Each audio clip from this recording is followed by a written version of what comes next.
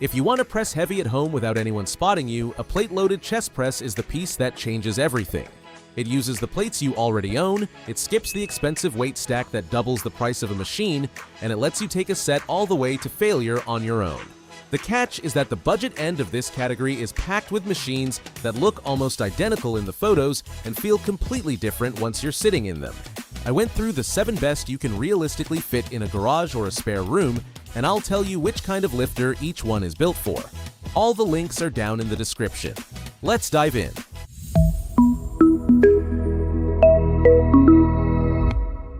Starting with the GMW DV7, because it does something almost nothing else at this price does. Instead of a simple lever pivoting on one axis, it runs a linkage rod system that creates a true converging arc, so the handles start out wide beside your shoulders and finish about 18 inches apart at the top. That sweeping fly press hybrid motion gives you a peak squeeze in the middle of your chest that a straight arc machine simply can't copy, and unloaded, the arms weigh basically nothing, which makes warming up effortless. Resistance sits heaviest at the deep stretch and eases off roughly 20% near lockout, so it rewards controlled reps over ego lifting. The bench is fixed into the frame and one pop pin moves the seat and back pad together through 85 degrees in 15-degree steps, which keeps it a seated press machine, and that's a fair trade for how fast you can flip from flat pressing to overhead work. There's a quirky detail here too. The right arm weighs 11 pounds and the left one weighs 10.5 because of how the rods nest together. Your right side has been carrying the team by half a pound this whole time, and I promise you will never feel it. Now, if the V7 is about motion, the RitFit Gorilla is about rigidity.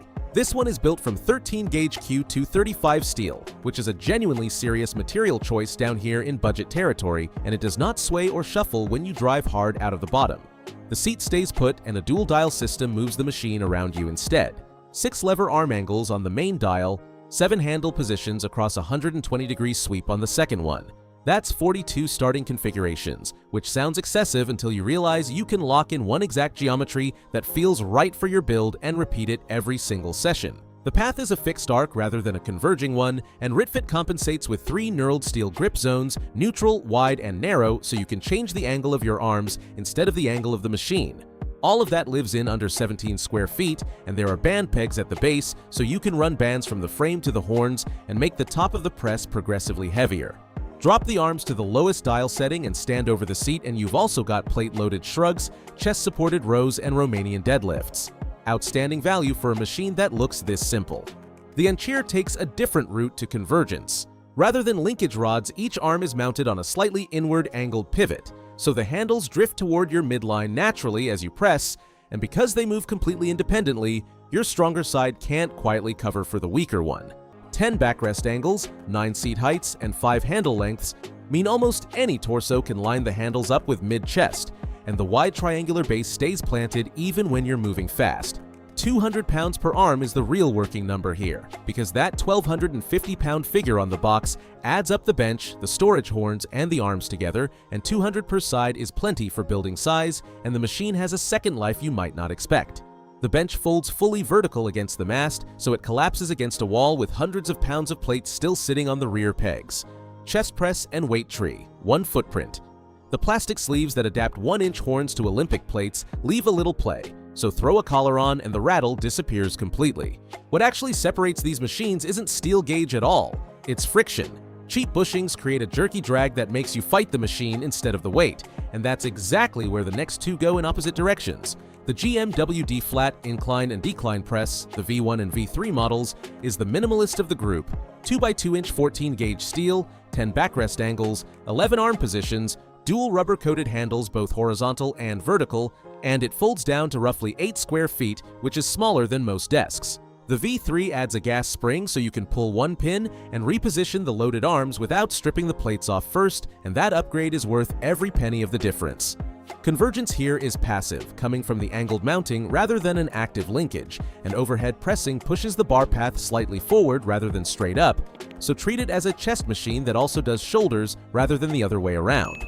Think about a spare bedroom that turns back into an office at 6 in the evening.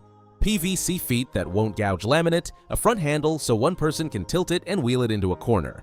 For an apartment, that beats a 500-pound commercial frame every time. Major Fitness went after the feel instead.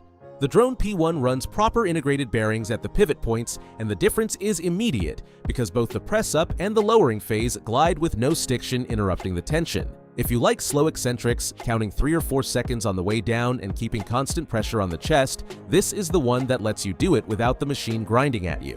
You get 5 arm positions instead of 11 or 20, so you're trading fine-tuning for smoothness, which for most lifters is a deal worth taking.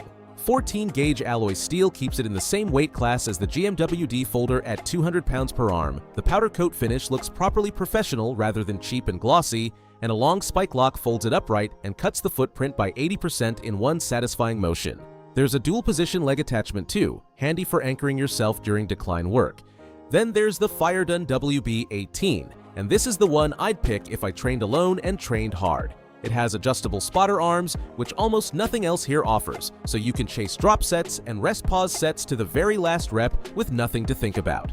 The U-shaped handles are the real party trick. 3 grip zones in an open loop, so you slide your hands around the curve until your wrists sit exactly where they want to be. Low on the U pushes the work toward the upper chest, higher up shifts it toward the sternal fibers and triceps, and that adjustment takes a second. 11 arm heights, 3 bench settings, 2-inch high-density padding so your shoulder blades stay supported instead of wrapping around a thin pad. The horns are mounted on the sides of the uprights rather than the back, so it folds flush to a wall with plates loaded. It's a broad machine and there are a lot of moving parts to assemble, so give yourself an afternoon and a squirt of silicone spray on the bearings once a year. Phenomenal machine for solo training. Which brings us to the wild card. The Megastar Fitness 6-in-1 mounts its pivots low enough that the arms travel from the floor to full overhead lockout, so you stand between them for squats, shrugs, rows, and curls, then sit down and press. It's essentially an open frame plate loaded rack running on an arc instead of guide rods, and it comes with a written 1-year warranty covering the frame welds and moving parts, which is rare down here. The arc is generalized rather than aggressively converging, so chest isolation isn't as sharp as the V7 or the Firedone, and switching from pressing to squatting means moving the bench out of the way. Give it its own slot in the session and that stops mattering, because the arms move independently, alternating lunges and single arm presses load your torso with rotation that a barbell never will, which is a lot of training packed into one frame, so choosing. For pure chest building, the GMWD V7 and its converging arc wins on contraction alone. If you want a machine that never flinches and lets you lock in one exact angle, take the RitFit Gorilla. The Anchir is the value pick for evening out left-to-right differences and storing plates in the same space. For a small apartment, the GMWD V3 folds tiny and costs the least, while the Drone P1 folds just as small and feels far smoother. If you train alone to failure, the Firedone WB18 and its spotter arms are unmatched, and if you want one machine to cover your whole body, legs included, the Megastar 6-in-1 is the answer. Every link is waiting in the description below. Tell me in the comments which one is going in your gym.